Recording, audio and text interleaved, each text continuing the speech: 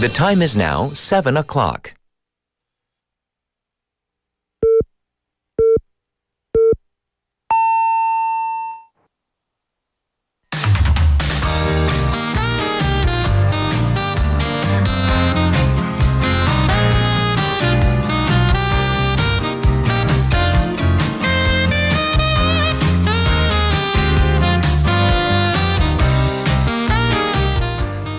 Downpours continued across the capital area, Chungcheong and Gangwon yesterday. So this record rainfall led to multiple evacuations and road closures.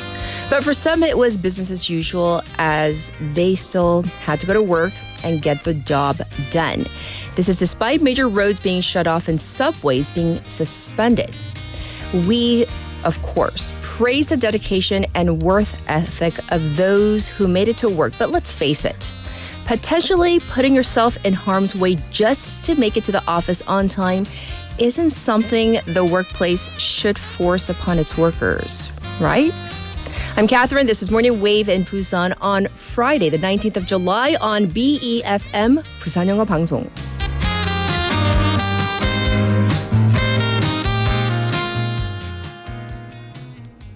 Good morning, Wavers. It is Friday indeed, especially for our listeners everywhere, of course. But for those who live further north of Busan, I hope all of you are okay. We've been having all of this torrential rain, downpours yesterday and the day before. Please let us know how you're doing. I am hoping and praying that all of you are doing well. By the way, did you go to work despite all that rain, whether it was yesterday or from the day before? And how was your commute? Did you make it okay? Did you have to call in and let your workplace know that you just couldn't make it into work? Anyhow, some people do have the option of working from home or taking, the day off if you had to, if you were forced to do so, or working flexible work hours. But for others, this may be a luxury, meaning you really do have to go in. Commuting in the most populous city in the country is no easy task to begin with. But, that really got much worse with rain causing road closures and Line 1 of the Seoul Metro suspending operations early in the morning. So KORail suspended, it suspends operations of its trains when the rain comes down at 65 millimeters per hour or heavier. And this is absolutely necessary due to safety precautions. However, for those already out on the road, it came as an unpleasant surprise as they had to search for alternatives to get to work. And it seems that we see this happen basically almost every rainy season. And with climate change, the rainy seasons are getting basically longer. And with these sudden downpours seemingly becoming more common. So do we really still have to force workers to stick to this 9-to-6 schedule, even when that means that, they might have to leave 2 hours earlier than usual when the rain is coming down that strong? So this is a question that I think we're going to have to address as we are dealing with climate change, as we deal with this time of season where it is just really, really hairy out there. All right, so that is our main theme for today, but let's get to our text topic for this Friday. Here we go. We're going to play hypothetical. If you are going to be stuck on a deserted island, we're going there. Okay, we're going to provide you with basic food and water, but you're allowed to take 3 things with you. So take out food and water. We're going to give you that. What 3 things would you take? 자, 웨이버 여러분들 기본적인 물과 음식은 드릴게요. 무인도에 갇히게 될 건데요. 하지만 3가지 물건을 가지고 가실 수 있다면 무엇을 가져가실 건가요? What 3 things are you going to take? So, basic food and water, I'll give that to you. So choose 3 additional things. You can think about that and send in your answers to our live chat on YouTube. So go to the YouTube platform, search for BEFM or 부산영어방송. You do have to subscribe, and then you log in and yes, chat away with our other waivers. Pound 9050. You can do that, but it's going to cost you 100 won. You can reach me for free on our Kakao Talk channel as well. The ways you can listen to our program, 90.5 or 103.3 FM on the radio. Also, like I just said, we have our YouTube channel. You can watch us live in real time right now or at your leisure. We also have the Patbang app for our Friday morning together. We have Joffrey for ASEAN and Korea, Korea and ASEAN today. We have Vasana for Foreign Press Highlights. Also, we have our special interview. What are we covering today? We're going to talk about Super-Agers. What is this? Super-Agers. Sounds like a superhero? Is that what I'm referring to? Well, we're talking about super-aging. Yes, well, it's a subset of people called Super-Agers who, you're going to have to find out from our expert. I want you to be kind of wondering about what Super-Agers are. So find out with our expert in hour number 2. I'll be back with today's headlines.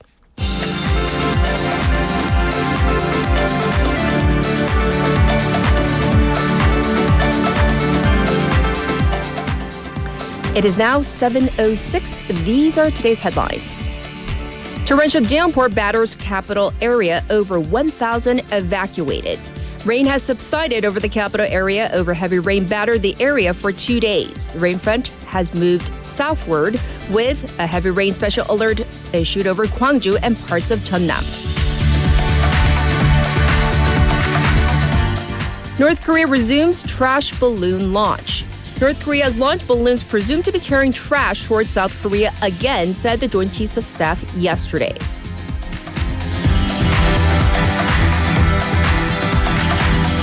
Supreme Court recognizes health insurance coverage for same-sex couples. The nation's top court yesterday upheld the ruling that same-sex couples in common law marriages qualify for the same spousal health care coverage as heterosexual couples.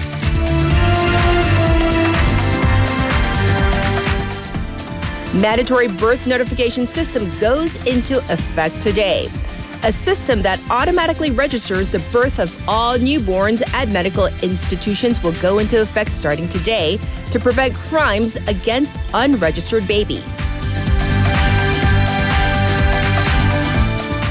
Trump's VP pick warns against free rides by allies. J.D. Vance has vowed to ensure U.S. allies share the burden of promoting world peace and warned them against what he called free rides during his speech at the Republican National Convention. And these are today's headlines.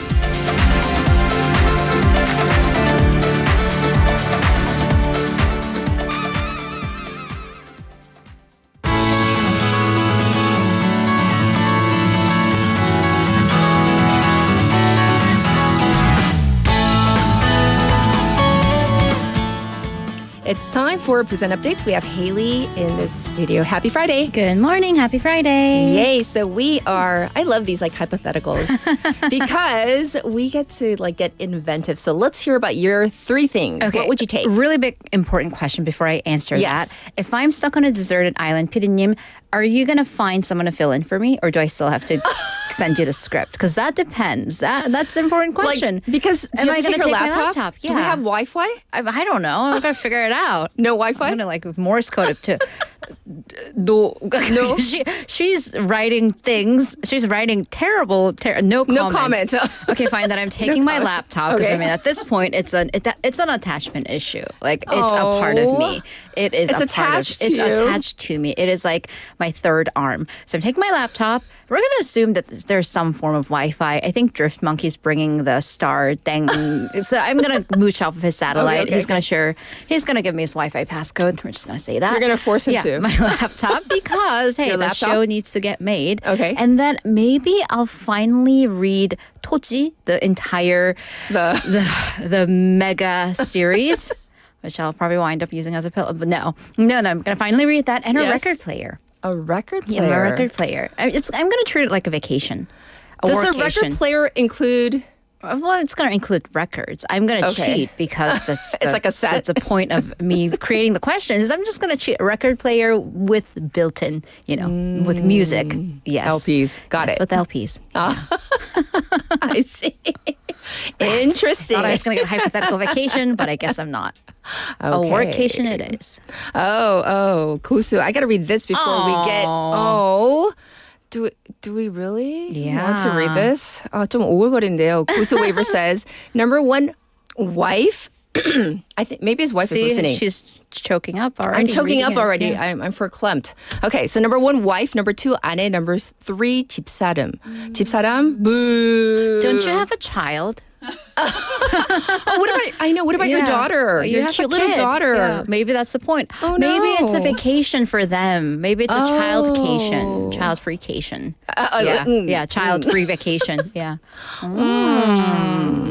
Boo. I'm just kidding. We're kidding. All right. Let's jump into our updates for now. We have been seeing multiple large chain supermarkets shut down this year, and the Panya Home Plus has also decided to close its doors, right? Right. So Home Plus announced that its Panya location will be closing its doors not immediately, but in 2 years. So it hasn't set a specific date for that. They're going to need to coordinate and work with the stores and the brands that are in the building as well. So this is actually one of the 11 Home Plus branches across the country that the headquarters has notified of whether they'll be shut down or have their assets liquefied because all of their leases have ended. So the headquarters is of the position that after a new building is constructed on that site, it'll rent parts of that building, it'll rent space there and have the Home Plus operations ongoing, but of course to a smaller scale in a more of a sale and lease back format. So they're not going to own the building anymore. And this is actually a similar strategy that's being used in the Yeonsan and Haeundae branches. So it kind of all goes to a liquid assets issue. So most likely what will then go into that area is a high-rise commercial and residential building with likely lower floors being stores and restaurants with residences on the upper floors. So yeah, that's what we have to look forward to. I see. Excuse me. Next up, the authorities are looking to pick up harbor redevelopment of Yongho Pier in Namgu. Right, so Yongho Pier off of Yonghoman, the harbor. So it's essentially stopped functioning as a port/pier. And the Busan Port Authority, the BPA, said that it has launched contracted research for the harbor's redevelopment. And that would include some 42 square meter ground for the Yongho Pyeolbit Park, the little park that's off the harbor.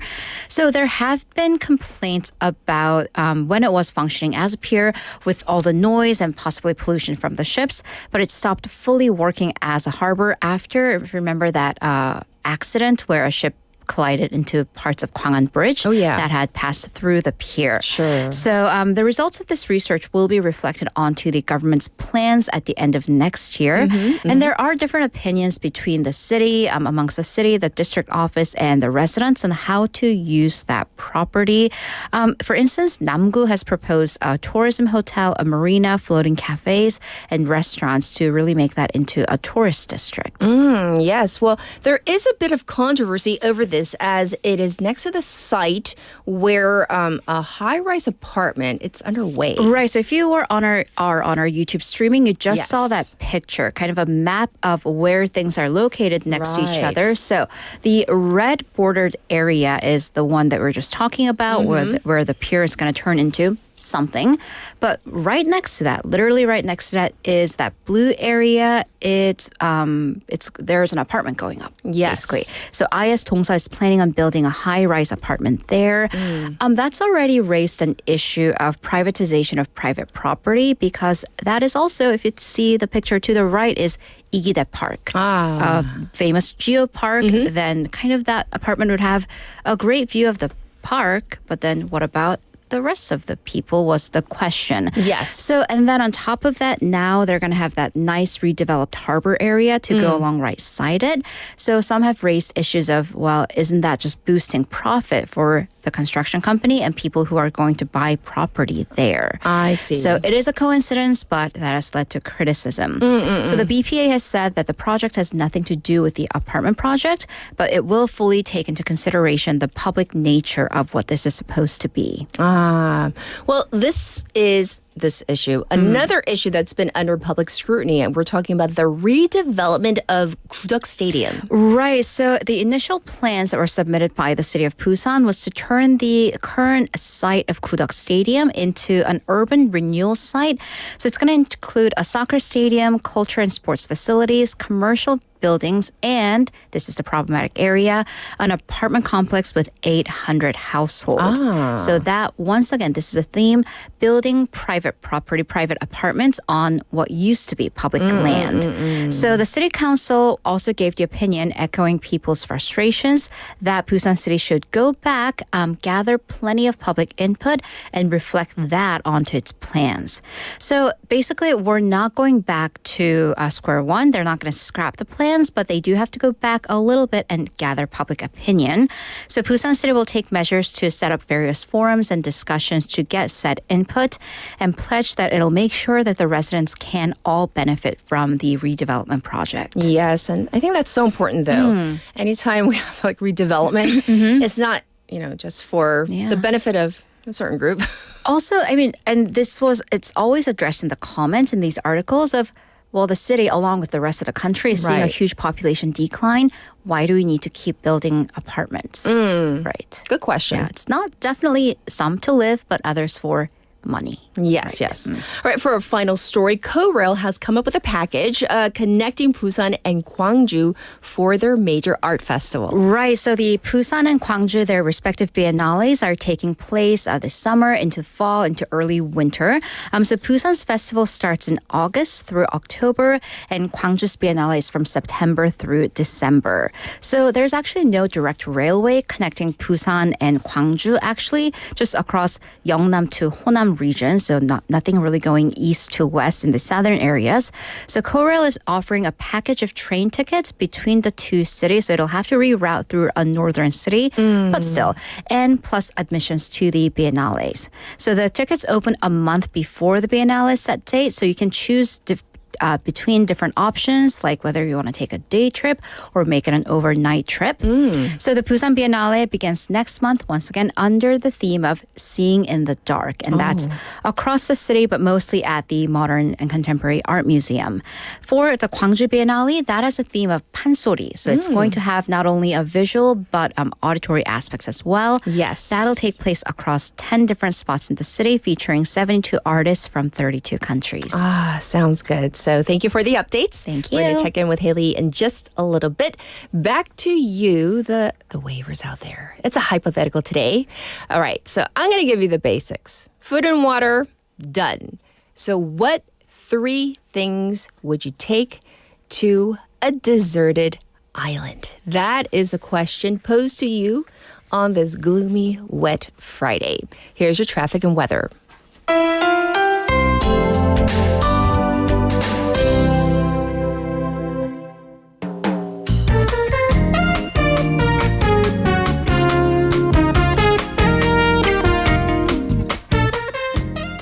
It is now 7:18. Here's your traffic report. It's looking slow on 을숙도대로 from 구평고개 intersection going toward 신평장림 Industrial Complex right now.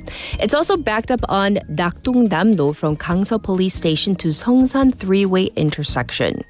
It's backed up on the Dongso Overpass from 범내골 방음 Tunnel to the old Gaegeum Toll Gate as well.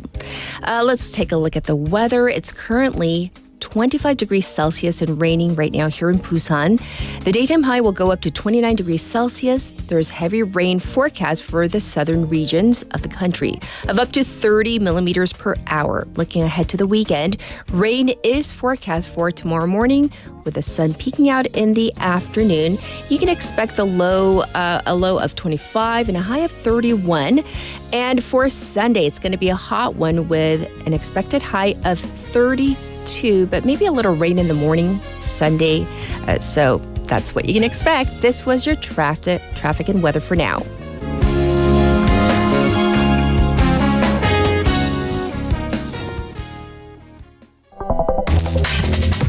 Are you an early bird? Are you up to date on the news? Are you a trendsetter? For all of the biggest issues from Busan to the world and useful information you need, right here on Morning Wave in Busan.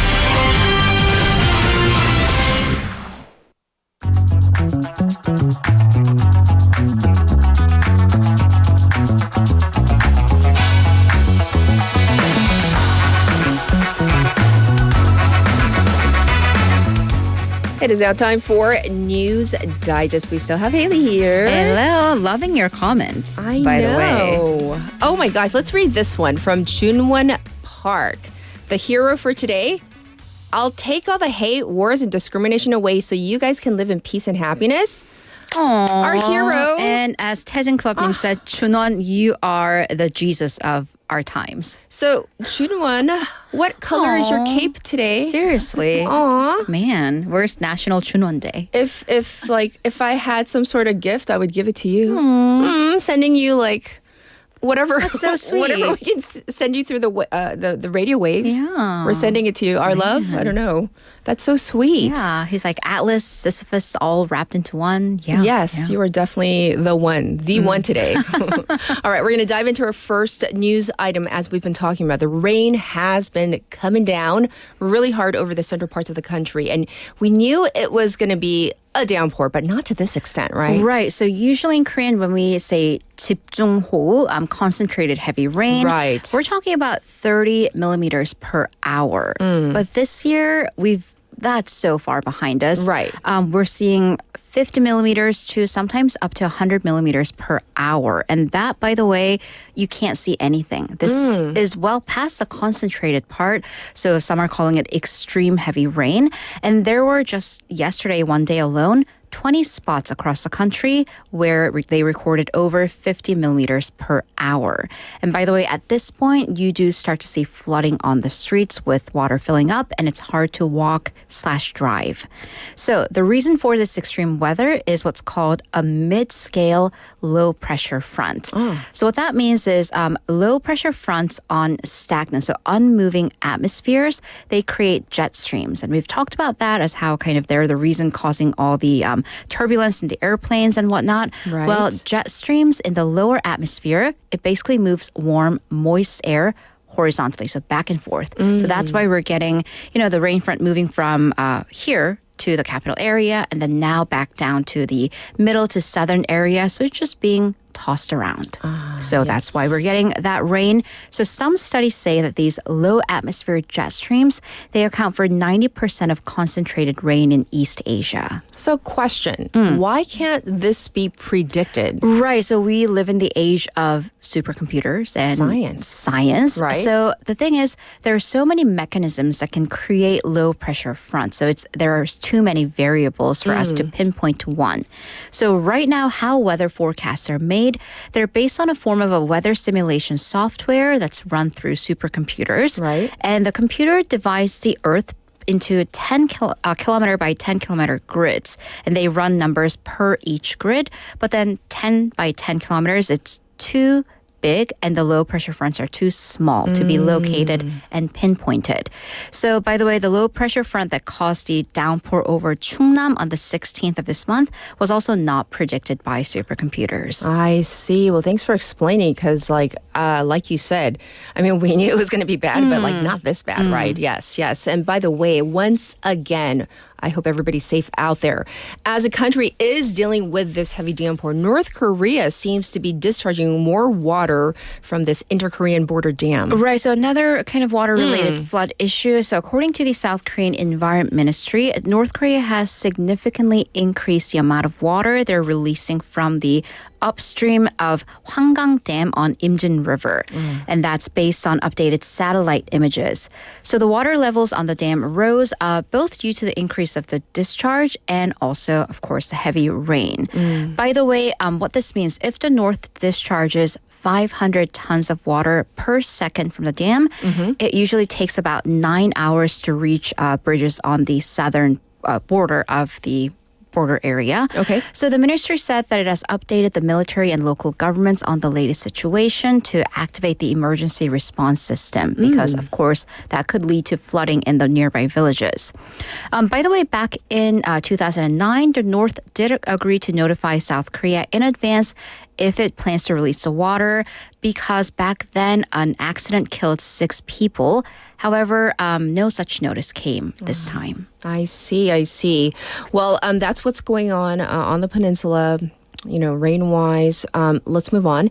In a kind of conclusion to this long saga, around 10,000 trainee doctors are leaving their respective hospitals. Well, conclusion to a chapter of that saga, Okay. let's call it, because it's not over yet. So according to the government and the medical industry, training hospitals have proceeded to process the resignations for their trainee doctors who have not returned to their respective workplaces. Okay. So the return rate on average is about 10%. So 90% of the trainee doctors are gone. So we're talking about 10,000 out of all 13,000 trainee doctors. Their resignations are in the process of being processed. I see. So this at least puts an end to this phase, the 5-month-long mass resignation debacle that has really weighed down the country's medical system. But then there aren't results because, well, they left. Yes. So some regional hospitals, especially in non-capital areas, they have not processed the resignations because they fear the trainee doctors, it'll basically give them grounds to leave their respective regions and go to the capital area. And that is the complete opposite of what we're trying to do here. Okay. On the contrary, Seoul's Big Five, they're seeing no shortage of people wanting to work there. They have finished their resignation process and they have applied to fill those empty spots for the second half of the year.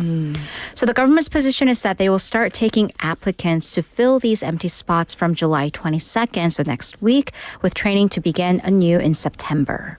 But how successful will that be if it's basically the same doctors who have walked out? Right, so it's the same pool of Yes. people we're talking about, so the stalemate will therefore continue.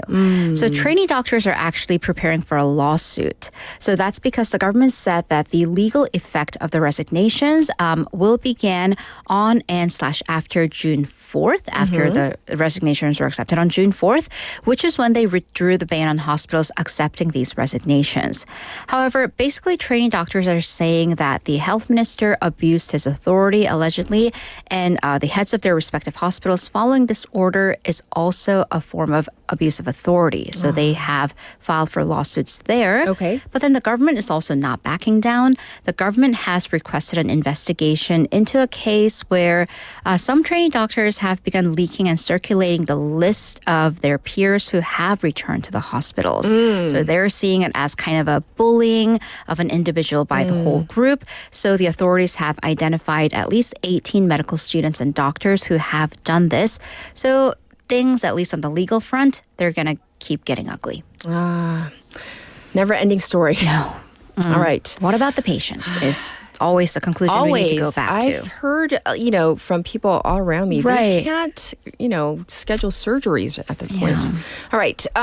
Lastly, U.S. Republicans are deep into their national convention where they have heard their VP, vice presidential nominee, J.D. Vance, and we'll hear from Donald Trump himself soon. Well, let's go to the Democratic Party where the Joe Biden risk is still looming. Right. So celebrations are happening at the RNC, the Republican National Convention. Yes. I'm quoting a BBC journalist who is quoting her source from Washington, D.C., that for Democrats, the mood is funeral. Yeah. So I mean, okay, here's the thing about the Joe Biden camp. Right. They've been trying to steer the conversation away from his age, health, and physical/mental capacity. But And then Joe Biden goes and gets COVID. I know. Not his fault. Oh, by the way, numbers are very much high again in the U.S. Yes. So the White House said yesterday that the U.S. president has tested positive for COVID. He was vaccinated and boosted, but this is his third bout of COVID. So the president's doctor, Kevin O'Connor, said that Biden was presented with upper respiratory symptoms, including a runny nose and a cough. So he's mildly sick. He was given a first dose of Paxlovid. So Biden is isolating in his Delaware home while, quote, carrying out all of his presidential duties. But the thing is, the illness in terms of the campaign, that comes in the middle of his trip to Las Vegas, where the whole point was that he was trying to mobilize this crucial Hispanic voter base and also quell concerns about his health and age. And all the while, trying to kind of quell all the calls from high-profile Democrats that were basically telling him to step down. Right. So a couple major names are being added to the official list. So one is a Representative Adam Schiff of California. He is the most prominent elected Democrat thus far to publicly call on Biden to step down. Right. By the way, Schiff is currently running for the U.S. Senate in California. Sure. So he is also the first prominent Democrat to speak up about this issue after the assassination attempt on Trump, because the call subsided for a while because there were more important issues to address. And then Representative Jamie Raskin of Maryland also called for Biden to step aside. That came just hours ago. And he quoted over his mental and physical stamina. So once again, health being concerned. Also, a major name, Chuck Schumer, Senate Majority Leader, so one of the very top Democrats, was apparently alarmed when his aides presented him this data. And this is very important, that Biden is faltering behind in Pennsylvania, Michigan, and Wisconsin, which are swing states, but they are blue-ish states that all voted for Biden 4 years ago. If he loses these states, they lose the election. Those are must-win states. They're must-win states. So, and then there's also a bit of controversy within the Democratic National Convention because the committee there is seeking to virtually nominate Biden ahead of the actual physical activities starting next month. So this is kind of them getting ahead of the calls for the resignation. So once again, apparently the mood is not quite, it's very far from jubilant, let's just say.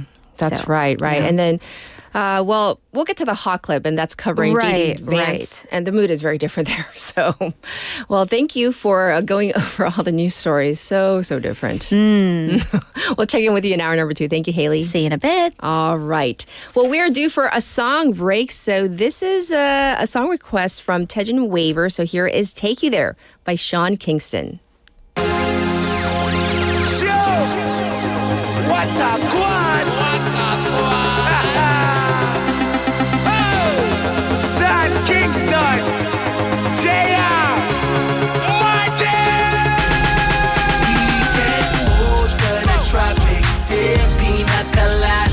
Shorty, I could take you there, or we can go to the slums where killers get hung. Shorty, I could take you there. You know I could take you. I could take you. Shorty, I could take you there. You know I could take you. I could take you. Shorty, I could take you there. Baby girl, I know it's rough, but come with me. We could take a trip to the hood. It's no problem, girl, it's my city. I could take you there. Little kid with guns, only 15, roaming the streets up to no good. When gunshot just bust just one quickly, I could show you where. As long as you're with me, baby, you'll be alright. I'm known in the ghetto, girl, just stay by my side. Or we can leave the slums, go to paradise. Baby, it's up to you, it's whatever, yeah. Go to the tropics, sip pina coladas. Shorty, I could take you there. Or we can go to the slums where killers get hung. Shorty, I could take you there. You know I could take you. I could take you. Shorty, I could take you there.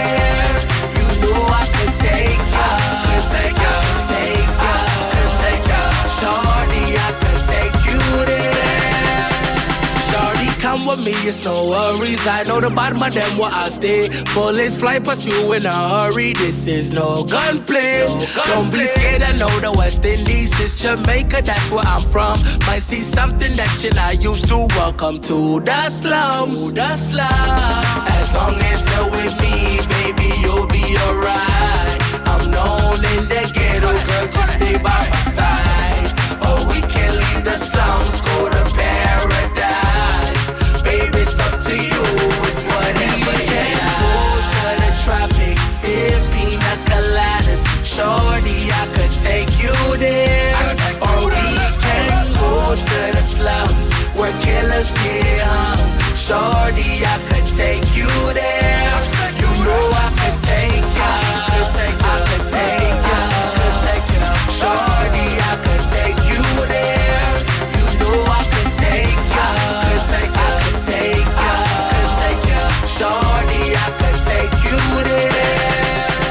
Oh, we can go to a place I know you gon' like.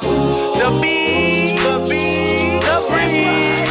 West Indies, I call it paradise. We can go to the tropics, sip pina coladas.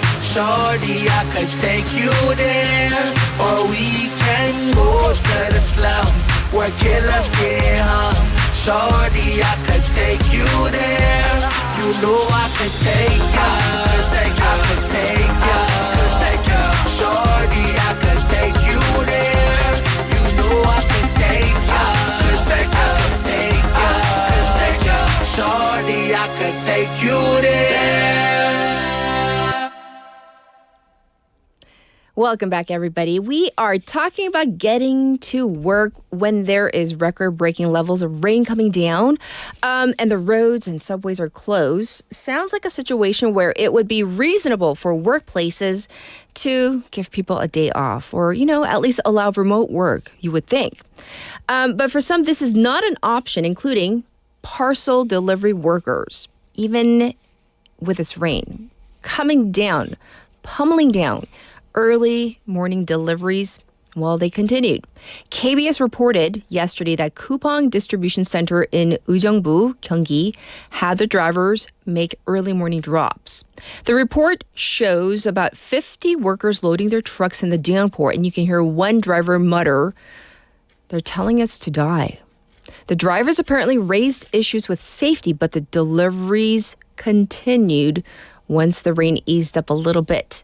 And this comes even, not just 10 days after a Coupang driver was swept up in those rapids and was found a couple days later in Gyeongsan.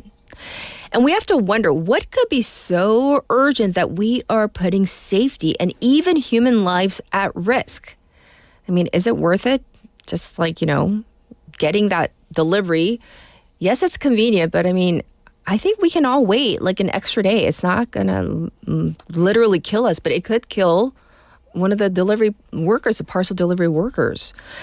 Anyhow, that is what we're talking about today. The fact that we sometimes, at least some of us, people out there are risking their lives to make it to work. We are going to get to our text topic, though, for lighter fare. It's a hypothetical today for those of you who are checking it a little late. We're going to give you the basics, food and water. But you're stuck on a deserted island. And it's too late, but I think when we said deserted island, it meant you were there by yourself. But it's too late. The waivers, especially in our YouTube chat room, you have assumed that we're going to be together, I guess, because some of you are already sharing your items, so it's too late. I can't say you're all by your lonesome self. Okay, so you're on a deserted island. We're giving you food and water. What 3 things would you take? That is a question. 자, 여러분은 기본적인 물과 음식을 제공해 드릴게요. 제가 직접 드릴게요. 물과 음식은. 하지만 3가지 물건을 가지고 가실 수 있다면 무엇을 가져가실 건가요? 한국말로 하니까 물건이라고 돼 있네. 근데 사람 지금 looking at her chat board, I see like people taking people. 막 난리 났네요. Leslie's like saying like she's taking like 지민 and stuff like that's a person. I don't know. But 물건이라고 돼 있는데. But anyhow, well, let's see what you have to say. Getting to okay, I saw Drift Monkey saying, Starlink modem, a generator, and a gaming laptop. Oh, really? So I wonder what kind of game you're into. Curious. And so Leslie does ask, do they have to be things or can they be people? And so I guess she assumed, so she says, Wi-Fi, a computer, and that person with a purple heart. And people have started sharing resources. Anyhow, we're going to get to our hot clip for today.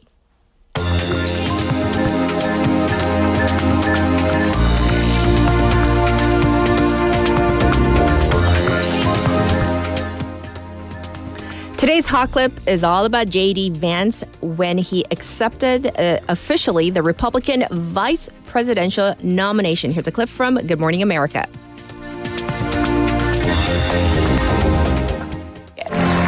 Overnight, Donald Trump's new running mate introducing himself to the nation. My name is J.D. Vance from the great state of Ohio. J.D. Vance, the 39-year-old first-term senator from Ohio, taking the stage at the Republican National Convention. I'm overwhelmed with gratitude to say I officially accept your nomination to be Vice President of the United States of America. Picked in part for his ability to preach Trump's populist message, denouncing trade deals, immigration, inflation, and laying it all at the feet of President Biden with a sharp reminder of the president's age. For half a century, he's been the champion of every major policy initiative to make America weaker and poorer. And in 4 short years, Donald Trump reversed decades of betrayals inflicted by Joe Biden and the rest of the corrupt Washington insiders. Vance grew up in poverty in the Rust Belt, served in the Marine Corps, and attended Yale Law School. While working as a venture capitalist, he rose to fame with his 2016 working-class memoir, Hillbilly Elegy, a bestseller turned Ron Howard film. You got to decide, you want to be somebody or not. Vance repeatedly relying on that biography, especially as he tries to appeal to the Midwestern swing states that will decide this election. I promise you this, I will be a vice president who never forgets where he came from. And he leaned on his family, shouting out the grandma who raised him, Mama. She was a woman of very deep Christian faith, but she also loved the F word. I'm not kidding. To celebrating his mother, now nearly 10 years sober. I love you, Mom. And embracing his wife, Usha, a lawyer and fellow Yale graduate. That JD and I could meet at all, let alone fall in love and marry, is a testament to this great country. No more free rides for nations that betray the generosity of the American taxpayer. To immigration amid calls in the convention hall to send them back. When we allow newcomers into our American family, we allow them on our terms. A country where a working class boy born far from the halls of power can stand on this stage as the next vice president of the United States of America. Yes, so as you heard, he's actually a pretty good speaker, right? So, yes, J.D. Vance formally accepting the vice presidential nomination. And as you heard, very humble beginnings, made it to Yale Law School. Yes, married and just first-time senator. Now he is making it to the major stage of this convention. We're going to hear a lot more about him in the near future. And this was your hot clip for this Friday morning.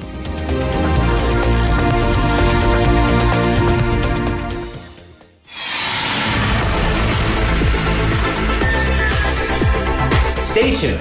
You're listening to Morning Wave in Busan.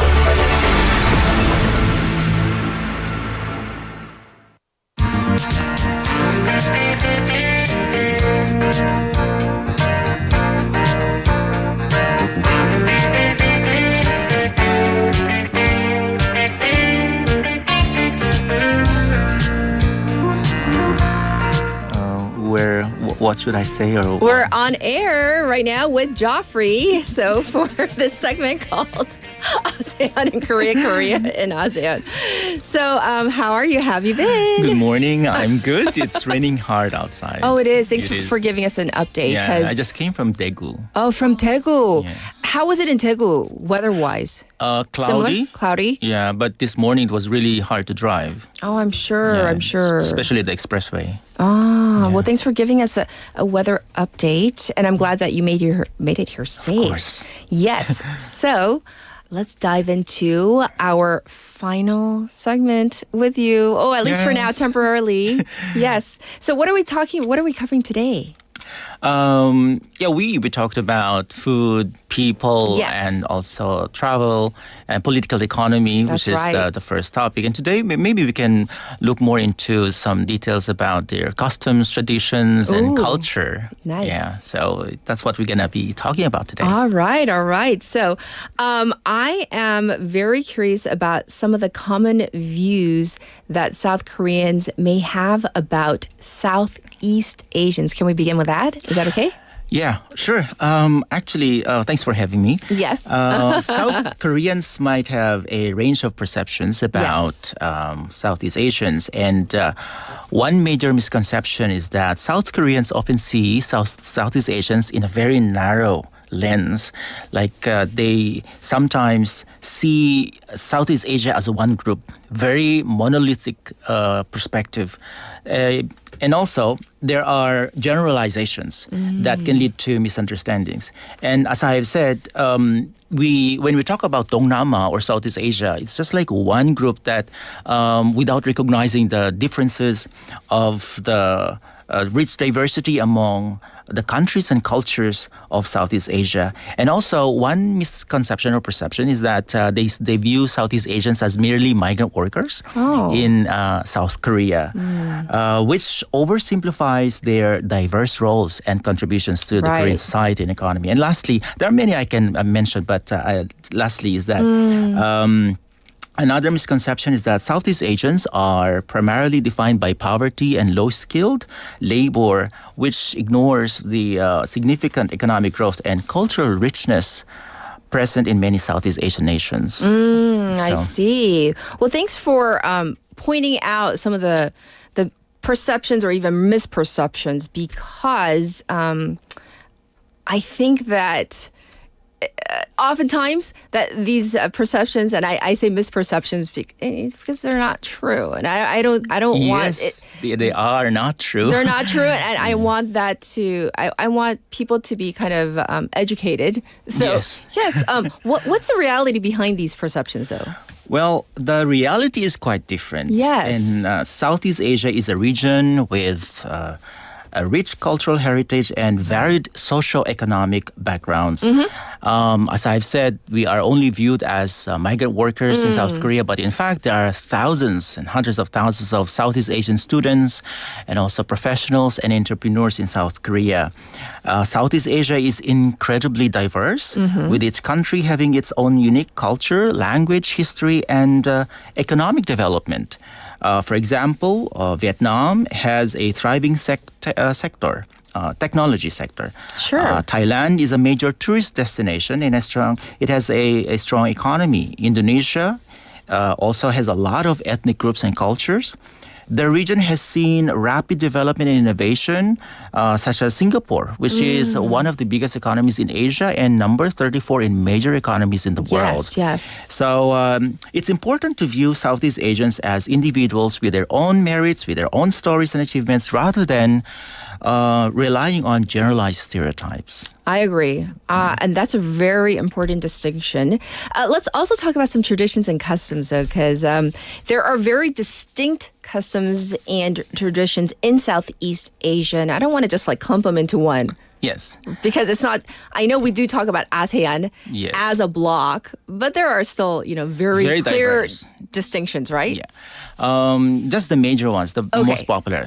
For example, in Thailand, we have the Songkran Festival, which is celebrated with water fights and festivities. The way they greet is different from others. You know, the Y, this is the pressing the hands like this. That's their gesture It's just like a prayer-like gesture. And then celebrating New Year. Oh, Songkran is also a New Year celebration. In Vietnam, they also have a New Year, which is celebrated in late January or February. We call that the Tet Nguyen Dan. And also, the New Year celebration in each country is celebrated in different months. Yes. Yeah, yes. So when it comes to New Year, actually, this is very interesting, though, since we are going to discuss about some of the interesting facts about the Southeast Asian countries. Right. Their calendar years are very different because many Southeast Asian countries follow the Gregorian calendar, but some also use the traditional calendars. For example, the Thai calendar is currently in the year 2567. 2,567. Yeah, in the Gregorian. The calendar we're using now is 2024. Yes. But in Thailand, it's a completely different year. Their year is 2,567. That's Buddhist era. They call it a BE. For us, we call it AD. AD, right. So it's 543 years ahead of Gregorian calendar. Yeah, so those are some of the things that I can share about customs and really traditions. Interesting. Yes, it's a completely different calendar. Yeah. And then let's talk about like some really fun trivia. Some things that like maybe our listeners have never heard about. Okay. We said that Southeast Asia is very diverse. Yes. So I want to start with the language. The language, we have about 1,000 languages. 1,000? 1,000 languages in Southeast Asia. Yes. We also have the largest archipelago, which is Indonesia, with 17,000 islands. That many? 17,000? 17,000 islands in Indonesia. That I didn't know. And of course, we have the very diverse biodiversity. The region has some of the world's most diverse rainforests and is home to unique wildlife, like the orangutan and Komodo dragon. And it is home to a wide range of flora and fauna. And one last thing that I want to mention is there is the longest buffet. In Malaysia, a very distinct dish called nasi lemak, which is considered a national dish and often enjoyed in large, elaborate meals. The longest buffet. Yeah. I can't even imagine. How long is that? Okay. What else?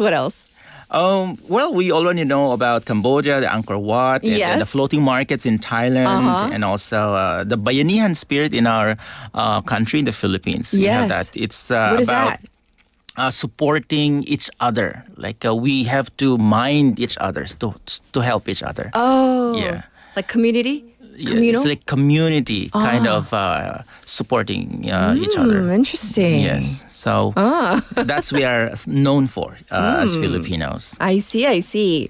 Well, what about like these cultural groupings in Southeast Asia? Tell us about this. Okay, you know what? I'm from the Philippines. Sure. But when I go to Indonesia, Cambodia or Laos, Myanmar, they see me as their local. Oh. Yeah. So when I'm in Indonesia, they speak to me in Indonesian. I went to Cambodia, they spoke to me in Cambodian. And they because my face fits in all these countries. But for Singapore, probably the Chinese Singaporean or probably the Vietnamese, they are totally different. But we can group these Southeast Asian countries into two. We have the mainland Southeast Asia. This includes countries like Thailand, Vietnam, Cambodia, Laos, and Myanmar. And this is what we call the Mekong region. And then the insular Southeast Asia, which has a lot of islands. We have Indonesia, Malaysia, Singapore, and the Philippines. Yeah. Yes. I also forgot to say something about the culture, the religion. The religion. We have Brunei, Indonesia, Malaysia to have Muslim. Yes. We have also Buddhism for Thailand, Cambodia, Myanmar. Right. Yeah, but for the Philippines, we have Christianity. Right. Yeah. So I also want to ask you, though, this is really important because we touched upon it, but we didn't have time, but I'm going to give you enough time today.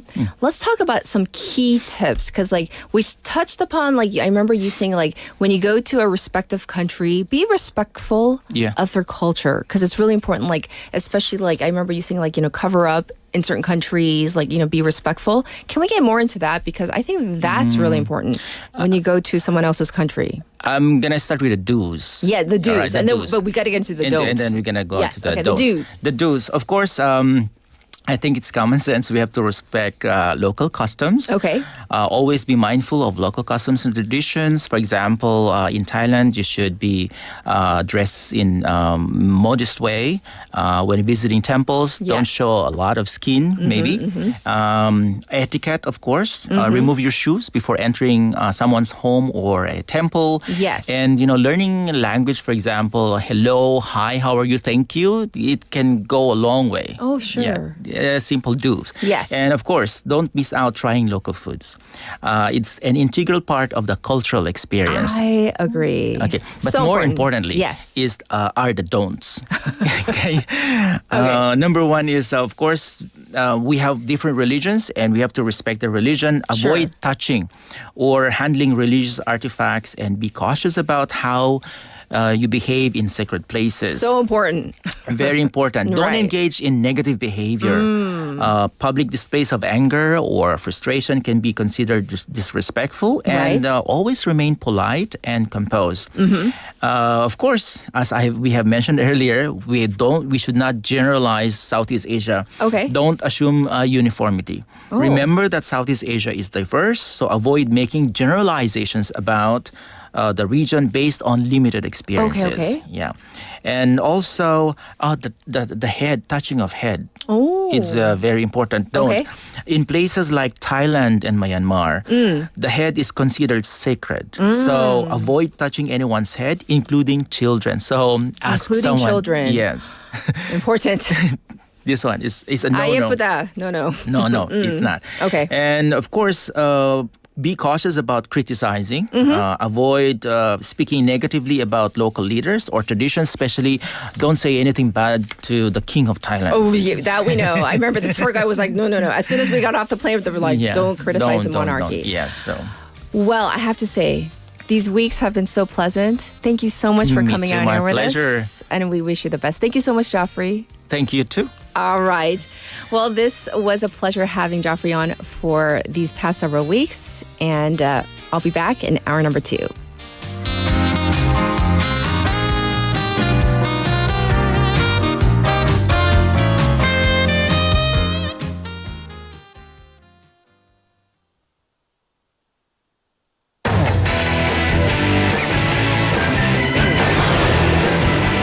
Your bridge to the world.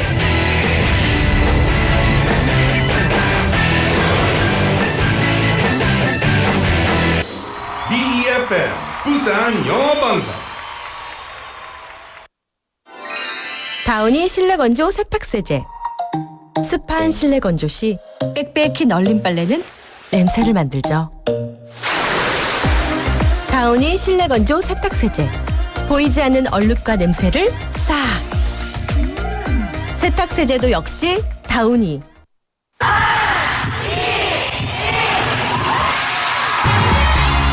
부산의 축제 어디까지 즐겨보셨나요? 과거와 현재, 미래가 공존하는 항구도시 부산. 이곳 부산은 계절을 물들이는 다양한 축제로 늘 풍성합니다.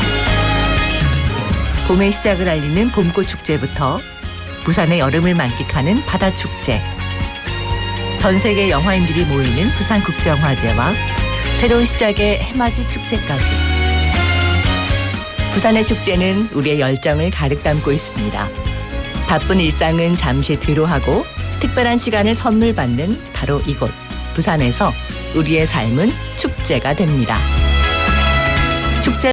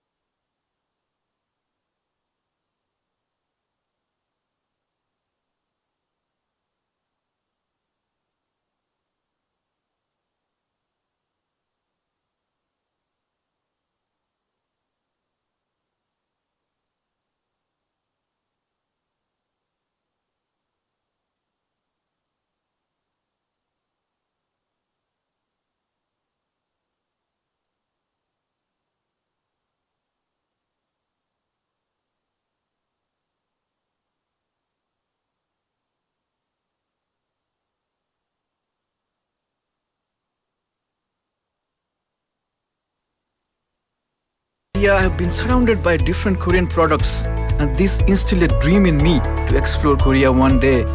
This chance came for me in 2014 when I began attending Busan National University as a graduate student in computer engineering.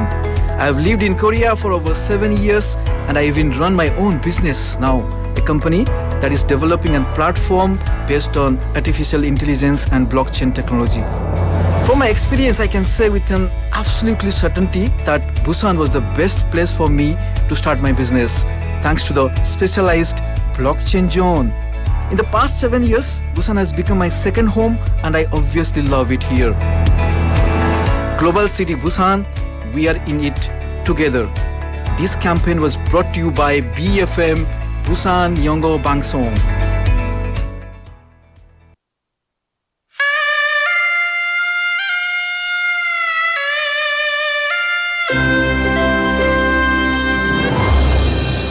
The time is now 8 o'clock.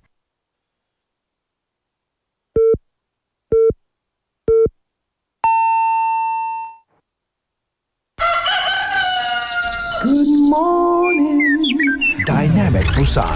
Yeah, you're waking up. Time to shake it up. Tell the world good morning and find out what's going on. Well, hi there, folks. There's everything from comedy to lively chat to music. Broadcasting from a room about the size of your closet. All calls are recorded. What show is this? Live from Korea's dynamic city, this is Morning Wave in Busan. I'm sorry, who'd you say you were?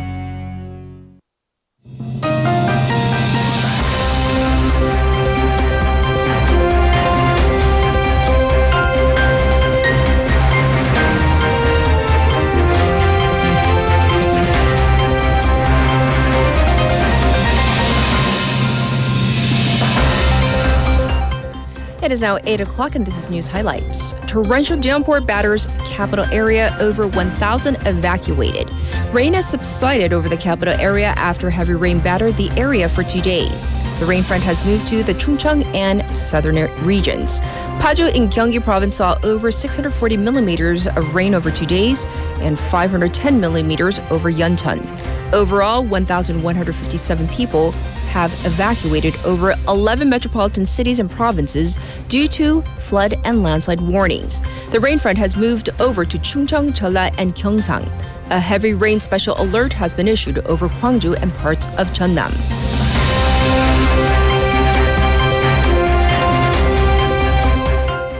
North Korea resumes trash balloon launch. North Korea has launched balloons presumed to be carrying trash towards South Korea, again said the Joint Chiefs of Staff yesterday. The move follows Kim Yo-jong's warning from Tuesday that Seoul will face gruesome and dire consequences if it lets North Korea defectors continue to send anti-Pyongyang leaflets to the north. The Joint Chiefs of Staff advised the public to not touch fallen balloons and report them to the military or police.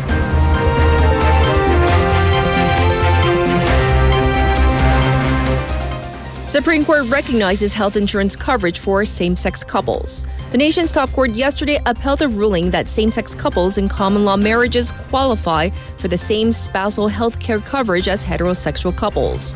The landmark ruling came from a lawsuit lodged by a same-sex couple, Seo Sung-wook and Kim Yong-min, against the National Health Insurance Service in February 2021.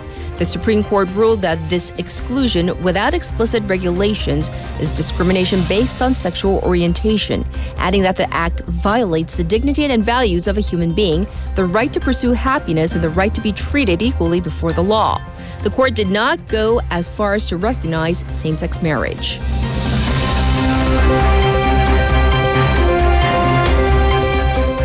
Mandatory birth notification system goes into effect today.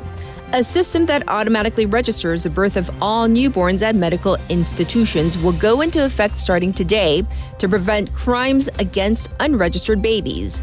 Another policy, also implemented today, will allow pregnant women who find it difficult to raise their child for various reasons to receive prenatal checkups, give birth, and even submit birth notification under a pseudonym.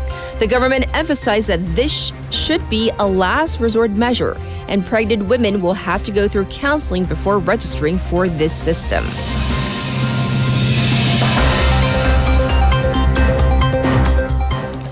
Trump VP pick warns against free rides by allies. Republican presidential candidate Donald Trump's running mate, J.D. Vance, has vowed to ensure U.S. allies share the burden of promoting world peace and warned them against what he called free rides during his speech at the Republican National Convention. The remarks come amid concerns that Trump, if reelected, could put pressure on South Korea to increase its financial contributions for stationing the U.S. forces Korea. Seoul and Washington have been engaging in negotiations to determine South Korea's share of the cost of stationing U.S. forces Korea under a deal called the Special Measures Agreement, as the current deal is set to expire at the end of next year. And this was News Highlights.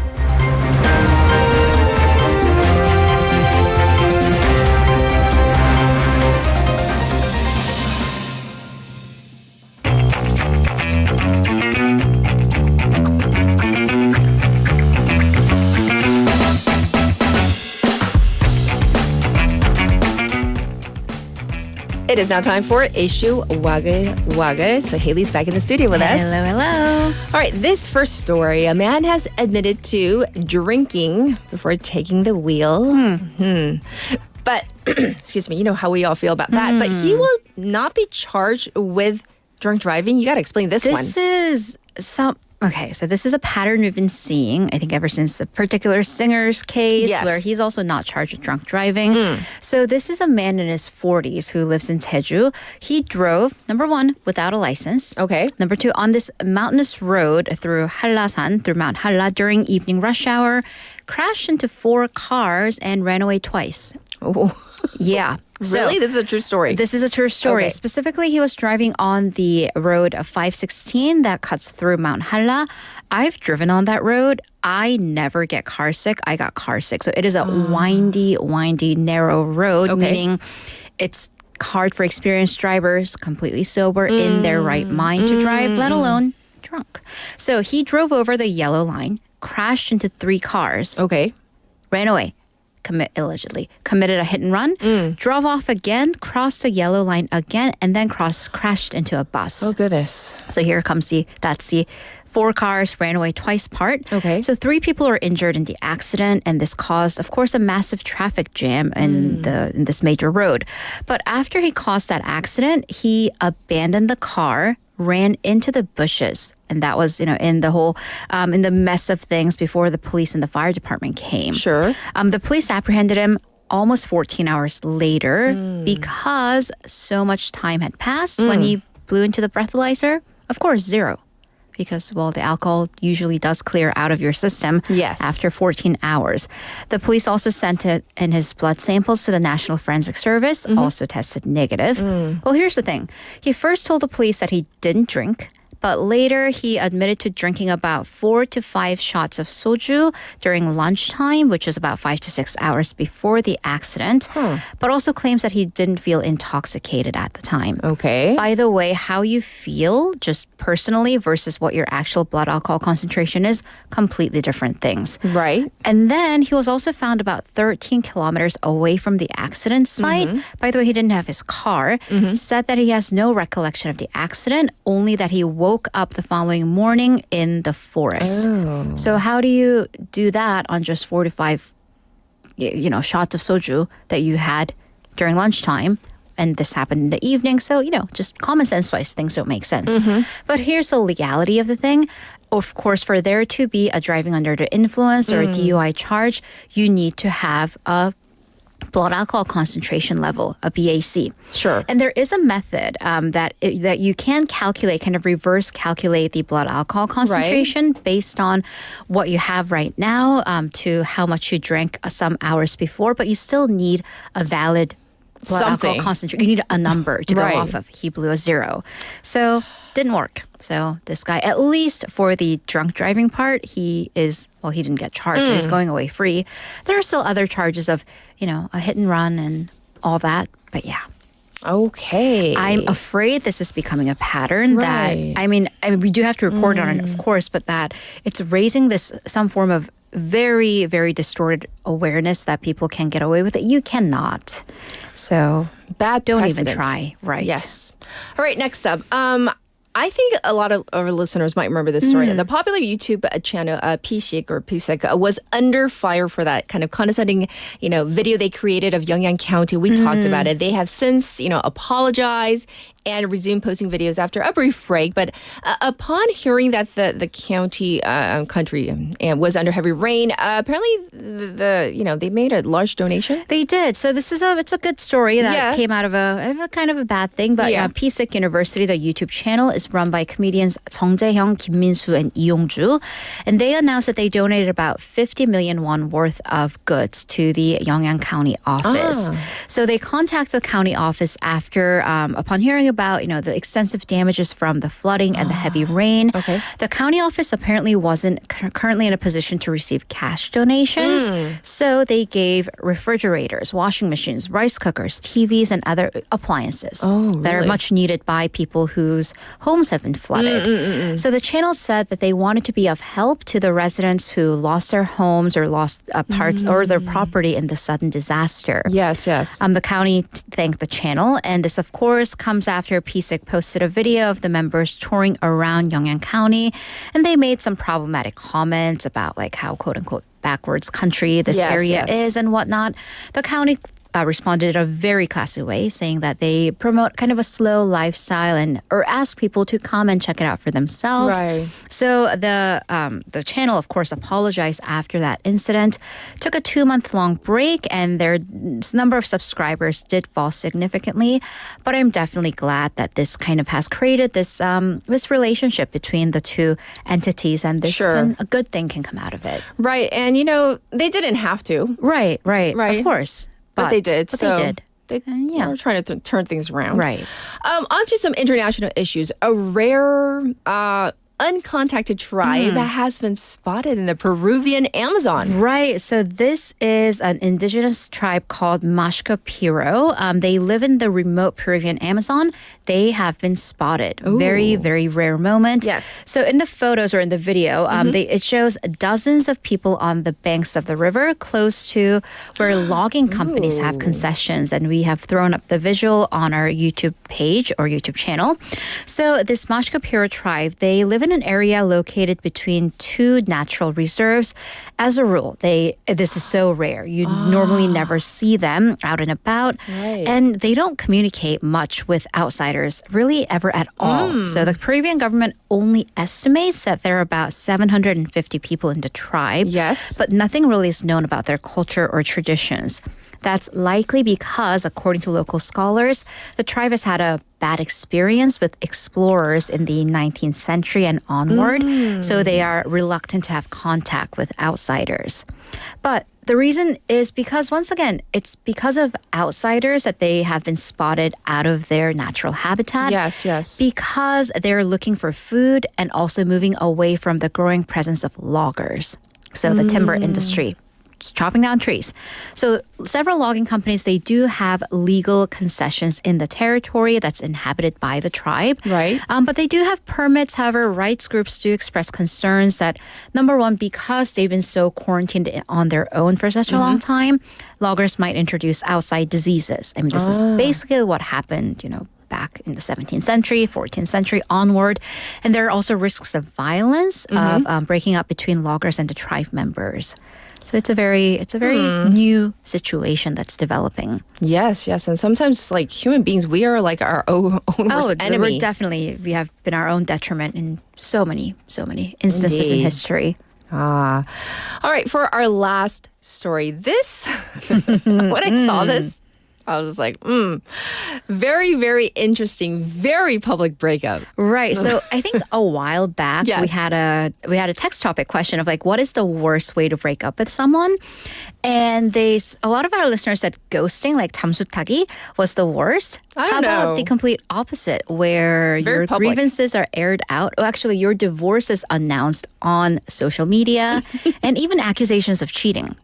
On social media. So a Dubai princess has announced that she was ending her marriage on Instagram. Yeah. So this is, all right, if I if I mess up the name, I apologize. This is Sheikha Mahra bint Mohammed bin Rashid Al Maktoum. She's the daughter of Dubai's ruler, and this is her verified Instagram. It has the blue check and everything. Yes. She writes, "Dear husband, as you are occupied with other companions, I hereby declare our divorce." And she writes, quote, "I divorce you, and I divorce you." So why she said this "I divorce you" phrase 3 times, this is actually an Islamic practice called the triple talaq, which is, it's only for men. In some Islamic countries, when a man tells his wife, "I divorce you" 3 times, that's it. It immediately has legal effect. So it's obviously controversial. It's banned in many countries, and it's usually practiced by husbands, but she's invoking that. I mean, you could also say that's cultural commentary, but Anyways, so, and then she writes off, she signs off, "Take care, your ex-wife." Yeah. And do you notice the third one is capitalized? Oh, it is. "I divorce." Yeah, so it's as soon as I saw that on Insta yesterday, I was just like, there's a powerful snap if I ever saw one. I saw it and I was just like, oh, she's making a statement. She's very much making a statement. A lot of the comments are in support. So her husband, Sheikh Mana bin Mohammed Al Maktoum, is also a member of the Dubai ruling family. And they had actually, unlike many other princesses or female royal members of Islamic countries, Sheikha Mahra is a very much public presence. She's also half Greek. Anyways, they were wed in a very glamorous ceremony a year ago. Had a daughter 2 months ago. So yeah. Anyways, and then so for a while, people thought maybe her account has been hacked, because you wouldn't expect a royal family member to do it in such a way. It's been almost 24 hours. The post is still up, and the couple, they've both scrapped their respective pages of photos of each other. So I guess that's how MZ Princess is divorced now. That's how things are happening. I saw it. I was just like, ooh, capital letters. Yeah. She is serious. It's all about nuance. Yeah. And then, I don't know. She just had a baby. We never know what happened. The two of them know, but it's interesting. We'll leave it there. Private drama. It's out there. Yes. So, all right, that's why we're waggling about it. We will check in with you on Monday. Have a wonderful weekend. Have a great weekend. Everybody, this was Haley. And now it's back to you, the listeners. It's time for your updated traffic and weather.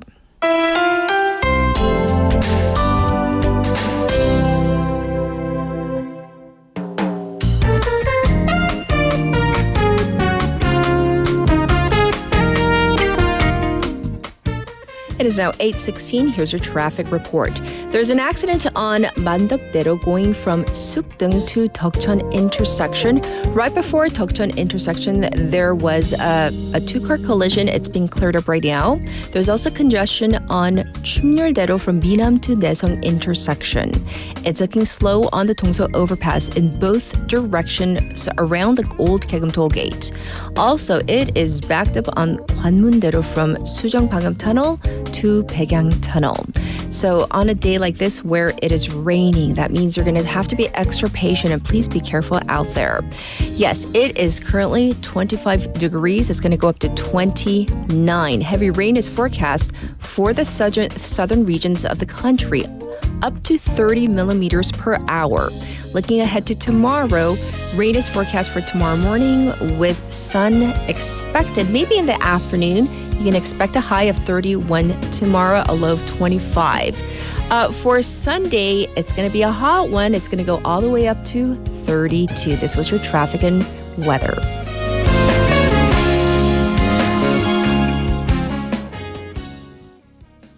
What is love? Baby, don't hurt. This is What is Love by Hathaway. No more. Baby, don't hurt me. Don't hurt me no more.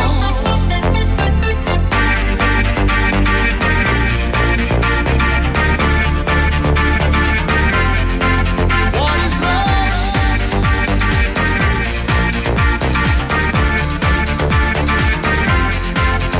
Yeah.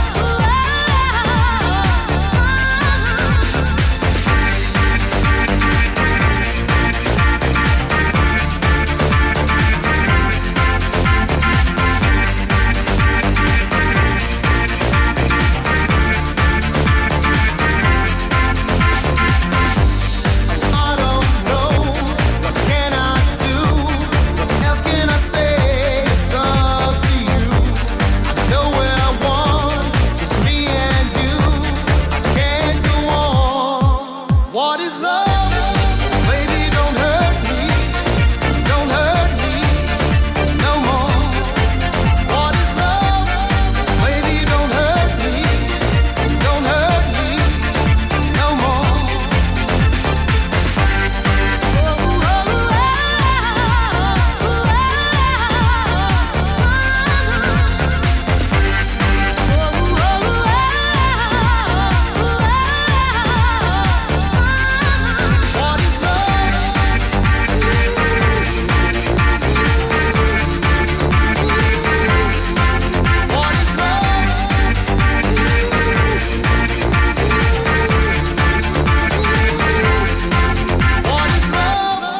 Baby, don't hurt me. Don't hurt me no more.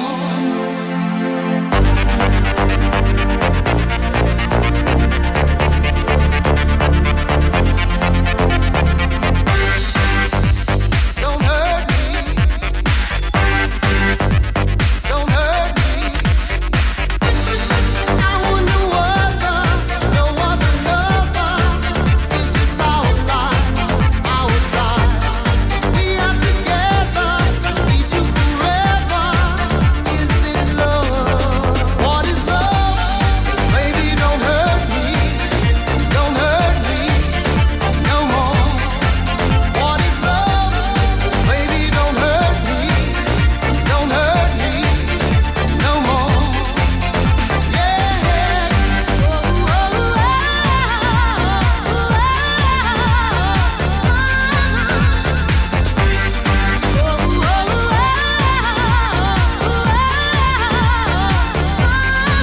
What is love? Baby, don't hurt me. Don't hurt me no more. What is love? Baby, don't hurt me. Don't hurt me no more. Baby, don't hurt me. Don't hurt me no more. Baby, don't hurt me. Don't hurt me no more. What is love? Welcome back. It's Friday. What is love? That should be our text topic for next week. But anyhow, in the meantime, let's get to our text topic for today. One last time before we get into our special interview. I asked you, we're on a deserted island. We are giving you basic food and water. What 3 things are you going to take with you? So how about this listener, LFP Recycling, that's their handle, that's their username, says they're taking number 1, helicopter. Number 2, helicopter pilot. Number 3, enough oil for a one-way trip to the nearest country. Oh, you're so smart. Are you? Okay. And what else? We have another message. Oh, Tommy says a full set of fishing gear, a jet ski, and lots of gasoline. You guys are just like so smart this morning, aren't you? Yes. So I was thinking about this too. What would I take to a deserted island? So at first I was thinking of like really boring answers like, oh, I think I'm going to take like a good book. But you know what? I don't think I have to take much because like you guys are taking all this good stuff and I think I'm just going to mooch off of all of you. I think we're going to be sharing a lot. So whatever you guys take and I take, we're just going to share. We're going to commiserate and just have a great dance party. But we definitely need to take some music because apparently you guys have some great taste in music. We'll just dance away. We'll just pretend it's a Friday every day and dance it off. How about that? Okay, so I'll take some music. Okay, I'll be the DJ. Well, let's get to our special interview. I'll be back in a moment.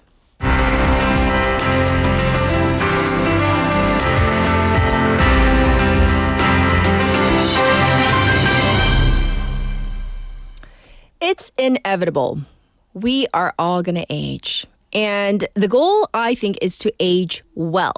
There is a subset of people called Super-Agers who are doing this pretty well. With roughly a decade of research on these individuals, we are now seeing the results through a unique combination of things like genetics, lifestyle choices, and social connections. So what does it take to become a super-ager? kind of sounds like a superhero, doesn't it? Let's find out more with Dr. Emily Rogalski, the Rosalind Franklin Professor of Neurology at the University of Chicago. She's joining us right now. Hi, welcome to our program. Hi, thanks for having me. Yeah, so first of all, can you explain what this term means, super-ager? It sounds like super cool. What does this refer to, and what criteria is used to identify someone as a super-ager? Sure. So absolutely. Super-agers are individuals who are over age 80, but have memory performance at least as good as individuals in their 50s or 60s. So that's kind of a mouthful. So 80-plus-year-olds with really youthful memory performance. Youthful memory performance. So that sounds pretty like, okay, so I'm trying to think of like, let's say my grandmother who might be 80 years old or older, but has like the mental capacity of someone who is much younger. That sounds pretty amazing for anybody. Yeah, it's really remarkable. So the funny thing is nearly everyone I talk to can think of someone in their life, whether it's an aunt or an uncle or a grandma or a neighbor who you'd say, oh man, you'd never believe that person is over age 80. They're running circles around me, or they're busier than I am, or they're sharp as a tack. And these are the types of individuals we wanted to study, because they were really overlooked in science. And so this gave us a unique opportunity to understand what's going right in aging so that it could be of benefit to others. So tell us about what characteristics or behaviors differentiate super-agers from like typical older adults. Like what in particular in their cognitive abilities, or maybe were their brain structures different? Absolutely. So when we look at super-agers, I should mention that we're still learning. We're actively enrolling super-agers, so the story's not over. We still have a lot to learn. But what the initial findings have shown us is that there's both biologic factors that are unique to them, genetic factors, psychosocial factors. And so one of the early things we did was we asked a pretty simple question. We said, well, if their memory is like 50-year-olds, but their biologic age is 80 plus, what do their brains look more like? 80-year-old brains, 80-plus-year-old brains, or do they look like the brains of 50 to 60-year-olds? And the way that we evaluated this was we had the super-agers participate in an MRI scan. So that gives us a 3D image of the brain. And we can use really complex software to then reconstruct that brain and measure the thickness of the outer layer of the brain. We call that the cortex. That's where our brain cells live. And if we measure the thickness of the cortex, it gives us a proxy measure of the health of the brain. So in our 30s or our 40s, our outer layer of our brain is pretty plump and full of active neurons, but over time it tends to shrink. And so the brain of a average 50-year-old compared to an average 80-year-old, you would see some thinning in the average 80-year-old. But when we compare So when we compare super-agers, though, to average 50-year-olds, we don't see any thinning. So those brains look almost identical to the 50 to 60-year-olds, with one exception. There was actually a region that was thicker in the super-agers than it was in the 50 to 60-year-olds. And so that region's in a part of the brain called the anterior cingulate, which is really important for attention, and attention supports memory. Interesting. So that area was actually thicker in the super-agers than the 50, like the average 50 to 60-year-old. Interesting. Yeah. So despite being 30 years older, their brains looked really youthful. And then when we look at other factors, we see that the super-agers tend to be very socially connected. And this makes sense when we think about other research, which talks about the negative consequences of social isolation and loneliness, really at any age, but particularly in older adults, and the positive benefits of staying socially connected. So I think that gives us all kind of something practical to think about, that not only does it feel good to talk to our friends, but there might be supporting our brain health as well. Right. So I want to kind of expand on that, the role of social relationships plus also physical activity, because here in Korea, I mean, we talk about this quite a bit, about the role of society, how we really need to encourage people to, reach out to elders, to make sure they're not isolated, to make sure that they're being active, to reach out to them, and how that's such an important thing. But can you expand on that a little bit more, please? Sure, absolutely. So this idea of keeping our brain active as we age can come in many different varieties. So it could come from doing a really difficult problem, but it can also come from social connection, because having conversations with others is actually a good workout for your brain, because I don't know exactly what you're going to say to me next. And once you say something, my brain has to work hard to respond. And that type of activity is actually just what our brains thrive on. And it's also good for our emotional states. Yes. So there's a couple different ways that those connections can be helpful. And so in terms of like lifestyle factors, such as like a physical activity, even mental health and sleep, how do those factors contribute to the cognitive abilities of these super-agers? This is a fantastic question, and one that we're really diving into right now. So up until a few years ago, we were asking most of these questions through questionnaires, asking people how long they were sleeping, how much exercise did they get. And more recently, we got special funding to allow us to expand the study across the United States and Canada, and hopefully other places in the future. And part of that expansion, we asked the Superagers to wear wearable sensors. And so you can think of them like the Apple Watch you may have, or a Fitbit, or some other tracker. But now we're asking these folks to wear them for a couple weeks so that we can measure objectively how much exercise are they getting, how much sleep are they getting, what's the quality of that sleep. And so this will give us a lot richer information about the health of the Superagers and their lifestyle factors. Anecdotally, I can say some of the Superagers are big bikers or big exercisers, and then there are others who really have never exercised, and they told me they don't plan to start. Ah, really interesting. Well, in your research, what have you found in terms of the data, in terms of helping you to understand the potential protective mechanisms against cognitive decline and even dementia? What have you learned so far? So one of the things we've learned is that brain structure of the Superagers seems to be different. So they seem to be resisting what usually happens in aging, which is that thinning. And so we're trying to understand, well, why might that be so? Why is their brain kind of aging at a slower pace, if you will? Then we're finding about these lifestyle factors, such as social connection, and their exercise seems to be variable. Diet also seems to be variable. We've also found special types of neurons called von Economo neurons in the brain tend to be more abundant.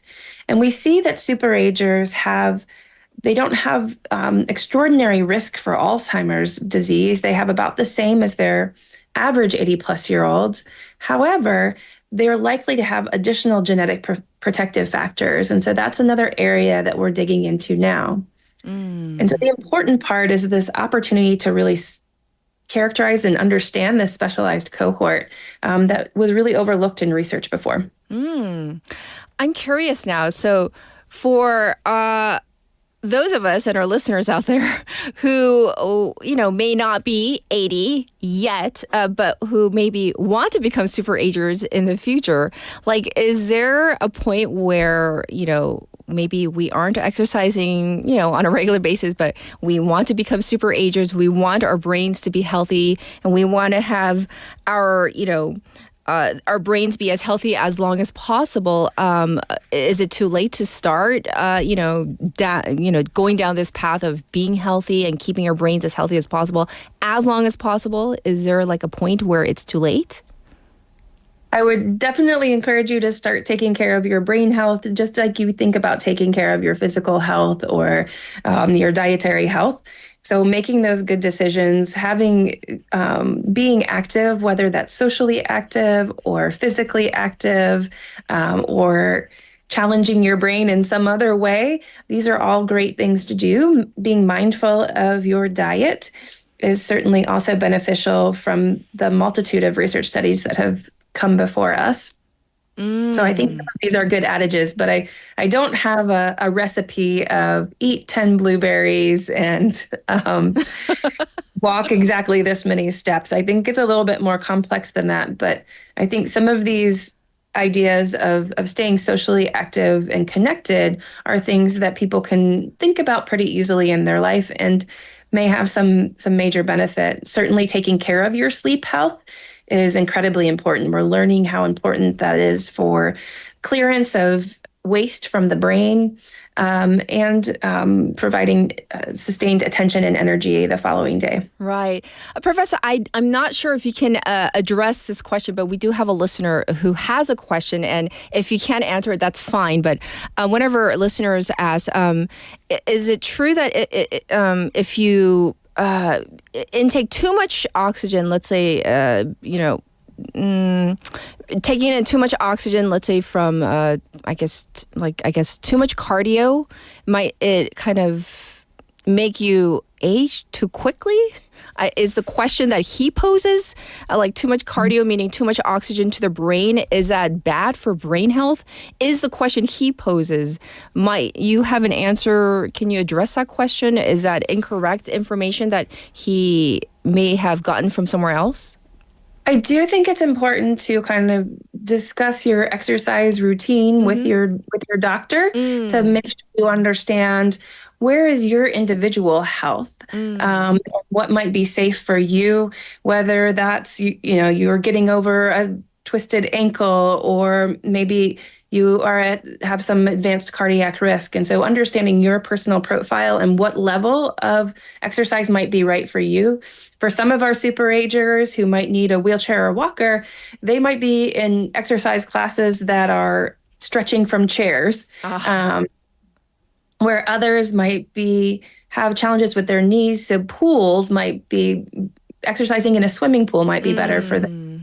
Versus others who are still, running or biking in different ways. So I think it is a little bit of that precision-based and personalized-based recommendations that are important to talk about in concert with your clinical team. I see. Well, I do want to thank you so much for telling us about all the research, all the data that you know about in terms of super-agers. Thanks for joining us today, Professor. We do appreciate it. Absolutely. Thanks for having me. Everybody, this was our special interview with Dr. Emily Rogalski. We talked about super-agers. Fascinating information, and I hope that we can all become super-agers as well. Let's age well together.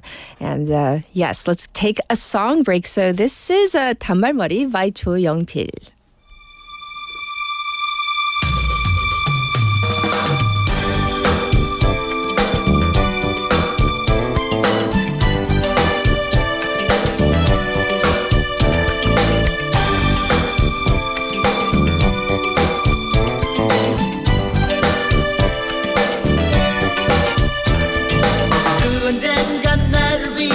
꽃다발을 전해주던 그 소녀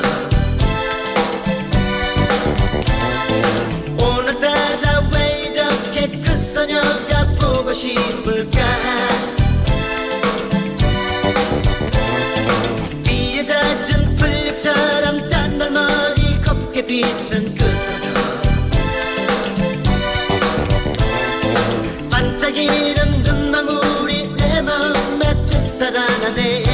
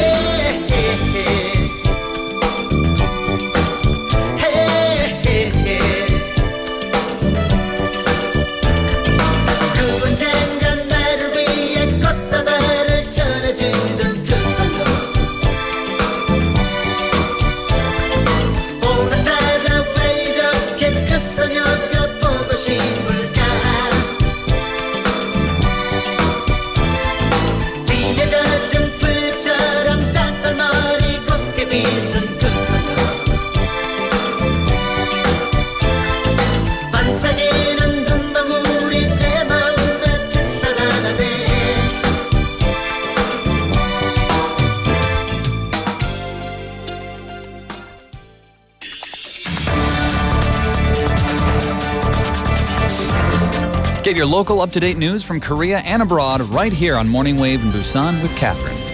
Stay tuned.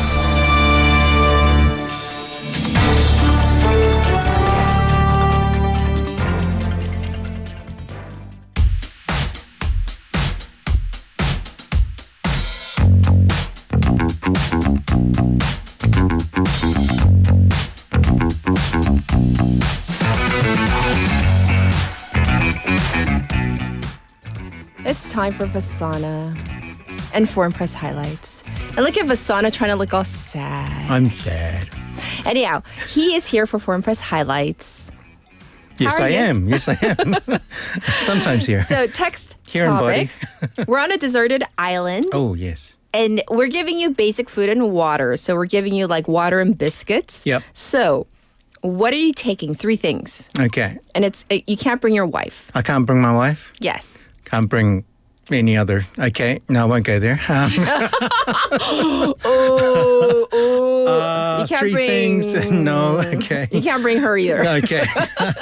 Yes. Who are you bringing? Music. Oh, I mean, what are you bringing? Who? Okay. What are you bringing? Minjung? No. I'll bring. We're going there? Yeah, but let's go there. Dangerous Friday. Music. Music. So a keyboard. I like a piano keyboard.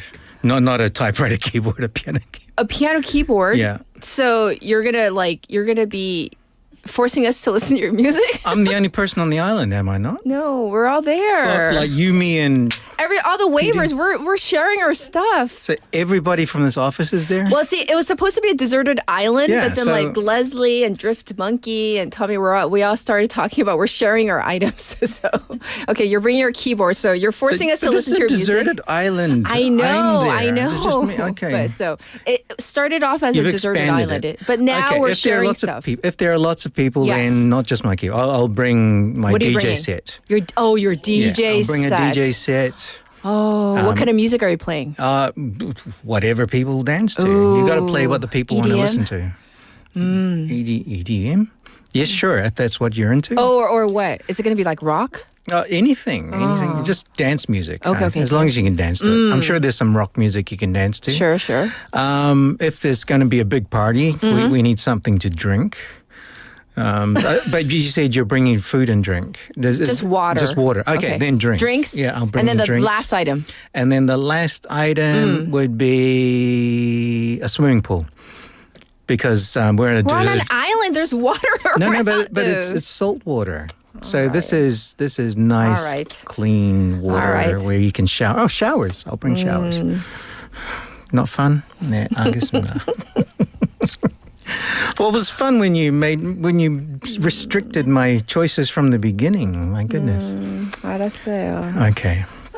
피디님이 잔소리 나보고 그만하세요. Was I meant to say I'll bring you? Okay. Let's dive into Foreign Press Highlights. Okay. What do you have for us? We are going to Zuyang. She was a mukbang. How do you pronounce it? Yang. Okay. Yes. So I thought she was Chinese when I No. heard that. Because it looks like a very Chinese name. No, it's not. She's Korean. Do you know what? I have no idea what Zuyang. Her real name is Park Jung-won. Oh yeah, I know that part. Yes. But what it does is Zuyang mean? Zuyang, I don't know. Maybe some of our listeners I don't can follow tell the us. mukbangs. Yeah. I just know her user. Yeah, her handle. Yeah, neither. Anyway, the story is she was one of the biggest, if not the biggest, mukbang tuber with over 10 million subscribers. Right. And this report was through Reuters from their Seoul-based writer Kim Hyun-soo. So he says that she was a victim of dating violence for years. Right. And this stoked a bit of debate over a rise in gender-based violence in Korea. And so the article was mainly about violence or gender-based violence, and which has risen over the past few years, especially since COVID started.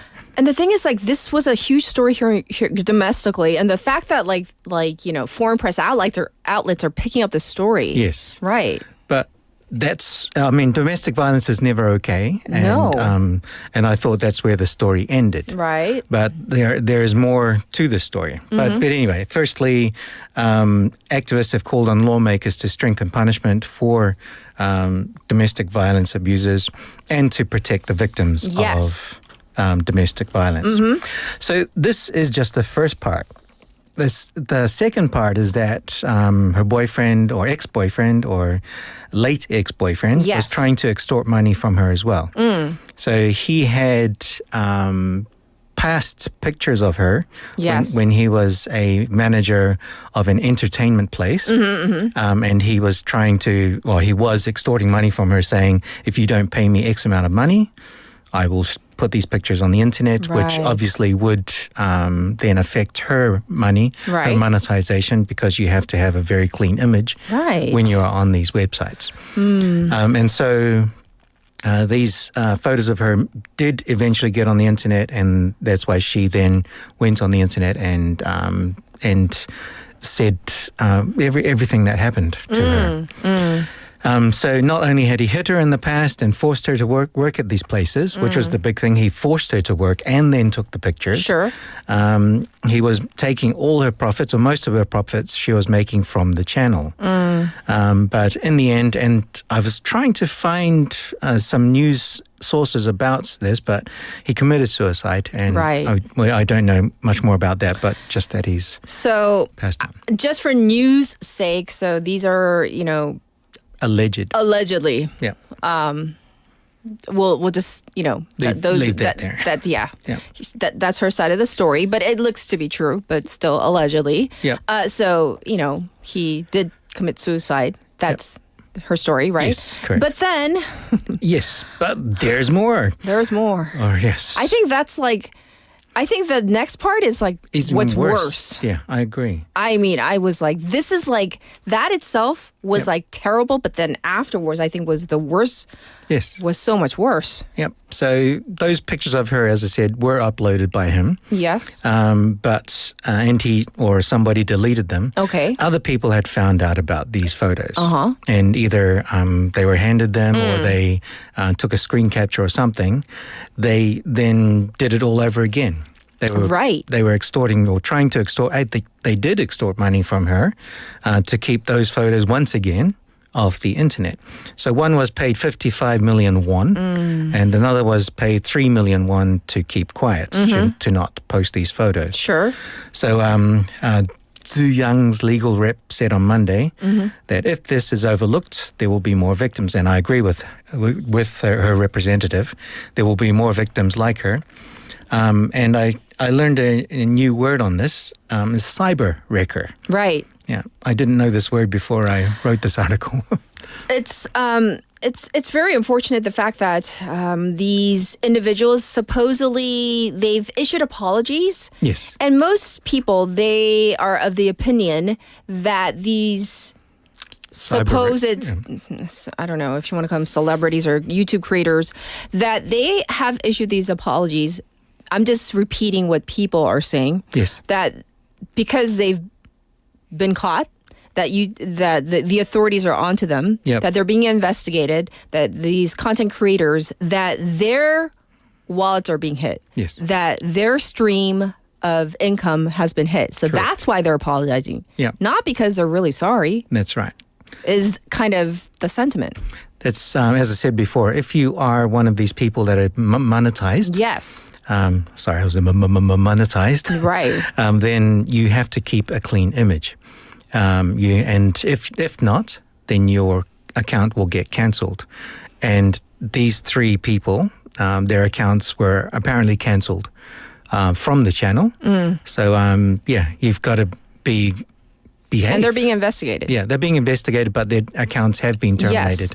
The monetizing part has been terminated. So even though they're posting videos, they're not receiving money at the moment from it. And they shouldn't. Yes. At least until they're fully investigated. Definitely. And one of them, I believe he has 8 trials ongoing aside from this Zhu Yang case. My goodness. So this is not just a one-time case, at least for one of the the alleged perpetrators. Yes. So that's why I'm saying it's like the tip of the iceberg, at least for one of them. So yes. So yes, this kind of online bullying. I think cyber wreckers are too good a name. It sounds pretty trendy, cyber wrecker. And the thing is, like these type It's of more like bullying. Yeah.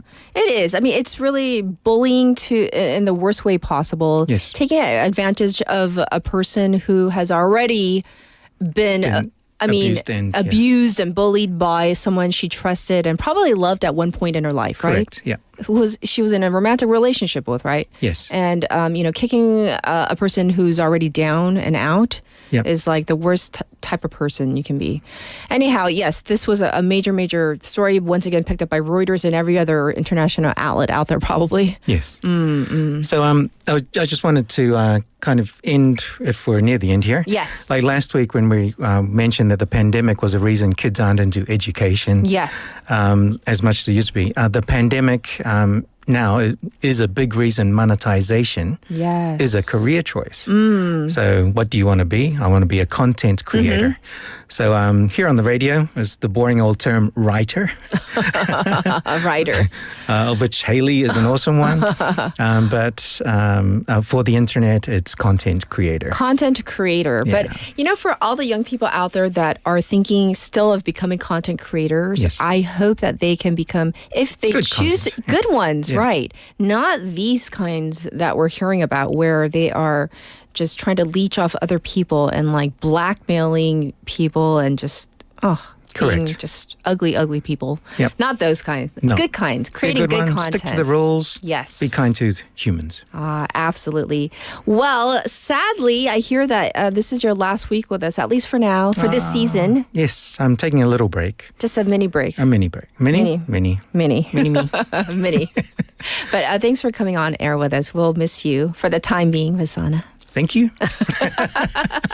All right. Well, take care. We'll see you soon. Bye-bye. Everybody, this was Vasana.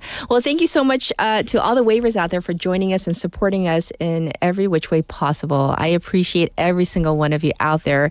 Big thanks to our producer, and our writers, Haley, Annie. I'm your host. I'll be back on Monday. Final song is Rhythm is a Dancer by Snap. Have a good weekend. Be safe out there, everybody, with all the rain out there. Bye.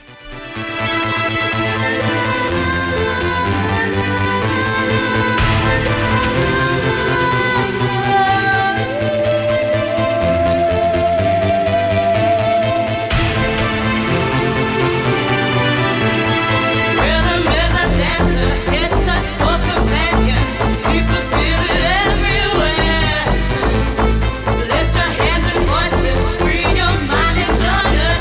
You can feel it in the air.